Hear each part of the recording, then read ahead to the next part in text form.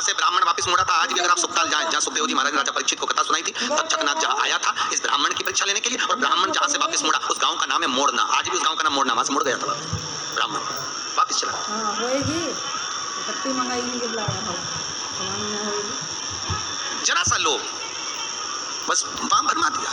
शिव महापुराण की कथा कहती है आम के पल्लव में जो छुपा था कामदेव जब भस्म हुए, वो आम के पल्लव ने मां रति से प्रार्थना करी और रति ने उस आम के पल्लव का उद्धार कर दिया। संसार सागर में अगर हमारा जन्म हुआ है, मनुष्य की अगर देह मिली है, मानव का जी शरीर मिला है, मानव की अगर योनि मिली है, 84 लाख योनियों में सर्वश्रेष्ठ है मानव का शरीर, जिसको पाने के लिए देवता भी तरसते हैं। हाथ जोड़कर देवता भी भगवान से कहते हैं हमें मनुष्य बनना, हमें मानव बनना। देवताओं को भी ये योनि नहीं प्राप्त होती, क्यों? क्योंकि वैकुंठ का भोग केवल भोग है, केवल भोग। अगर मरने के बाद वैकुंठ चले भी जाओगे तो वहां चांदी की थाली में, सोने की थाली में भोजन मिलेगा, डनलप का गद्दा मिलेगा, एसी का रूम मिलेगा, बढ़िया खाने के लिए सब कुछ मिलेगा, आराम से फ्रिज कूलर वॉशिंग मशीन सब मिलेगा, एसी में आप आराम से सो, डनलप के गद्दे पर सो। और वैकुंठ में केवल भोग भोगने की वस्तुएं मिलेंगी। और वैकुंठ में भगवान का भजन मिलेगा क्या? जम के बोलिए, नहीं मिलेगा। वैकुंठ में गंगा का स्नान मिलेगा क्या? नहीं मिलेगा। वैकुंठ में शिव महापुराण की कथा मिलेगी क्या? नहीं मिलेगी। वैकुंठ में दान करने का मौका मिलेगा क्या? नहीं मिलेगा। वैकुंठ में भजन करने का मौका मिलेगा? नहीं मिलेगा। वैकुंठ में ना तो भजन मिलेगा, ना कीर्तन मिलेगा, ना नाम जाप मिलेगा, ना गंगा का स्नान मिलेगा। वैकुंठ में ना तीर्थ मिलेगा। वैकुंठ में अगर मिलेगा तो एक एसी का रूम मिलेगा, डनलप का गद्दा मिलेगा, सोने की थाली में भोजन मिलेगा, 2-4 दासियां तुम्हारा पंखा झेलेगी, पांव दबाने वाले मिलेंगे, इससे ज्यादा कुछ नहीं मिलेगा। वैकुंठ में लोग कहते हैं भगवान विष्णु मिलेंगे क्या? तो भगवान विष्णु से किसी ने पूछा तुम वैकुंठ में रहते हो?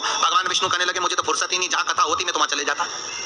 जब वैकुंठ अधिपति कथा सुनने के लिए पितरों के धाम में जाते हैं, कथा सुनने के लिए पांडतारा आ जाते हैं, कथा सुनने के लिए गंगा के घाट चले जाते हैं, तो भगवान कह रहे हैं वैकुंठ में फिर मनुष्य क्यों चाहता है वैकुंठ जाने के लिए? लक्ष्मी जी से पूछा तुम रहती हो क्या वैकुंठ में? लक्ष्मी जी बोली मैं जहां नारायण मां में, मैं क्या करूं वैकुंठ में? तो वैकुंठ में क्या है? तो लक्ष्मी जी बोली 3 स्टार होटल, 5 स्टार होटल, आराम से रहो, खाओ पियो, मौज करो, और जब तुम्हारा पुण्य खत्म हो जाए, जैसे ही पुण्य खत्म वैसे ही धक्का मार के फेंक दिया। शिव महापुराण की कथा कहती है उस कलश पर आम के पल्लव शिव का वर है। किसका वर है ये? शंकर।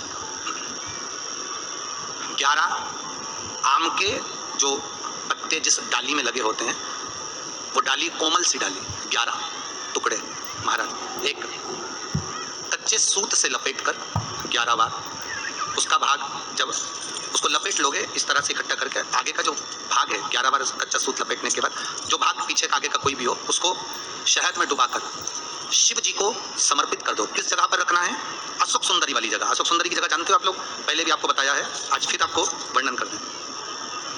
जैसे ये गोल जलाधारी है, ये शिवलिंग रखा है, ये 2 जहां से पानी बह रहा है बाबा के चरणारविंद, राइट में श्री गणेश जी का स्थान, लेफ्ट में कार्तिकेय का स्थान, बीच में अशोक सुंदरी की जगह।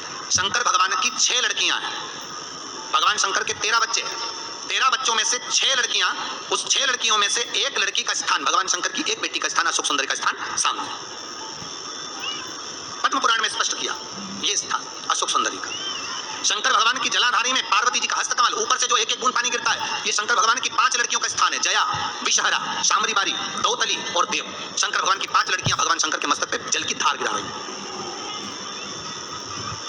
बीच में जो अशोक सुंदरी का स्थान है महाराज, उस जगह पर शहद का मुख, जो शहद आपने भिगोया है, उस शहद का मुख शंकर जी की ओर कर इसी नवरात्रि में शंकर भगवान के उस अशोक सुंदरी की जगह पर शहद का भाग शिव जी की ओर रख दें। महाराज अगर घर में संपदा की कमी हो या कोई पैसा खा गया हो, रुपया नहीं दे रहा हो, पैसा अटक गया हो, तो उस शहद को शिव जी की ओर मुख कर उस आम के पल्लव की जो डंडी है उसको 11 डंडी को रख दीजिए और उससे अपनी कामना कर आ जाइए। हो सके उस शहद में से थोड़ा सा शहद किसी रुमाल पर, किसी कपड़े में लगाकर उसको रख लीजिए। जिस व्यक्ति से पैसे लेना है, जिस व्यक्ति से पैसे मांग रहे हो, उससे एक बार जाकर मिल लीजिए, एक बार उसको खबर कर दीजिए। बाबा चाहेगा भोलेनाथ तो नवरात्रि में ही पैसा वापस आ जाएगा, अगर शिव कृपा कर देते। ये बाबा की कृपा। आम का पल्लव कोई साधारण नहीं, जिसको कलश के ऊपर रखा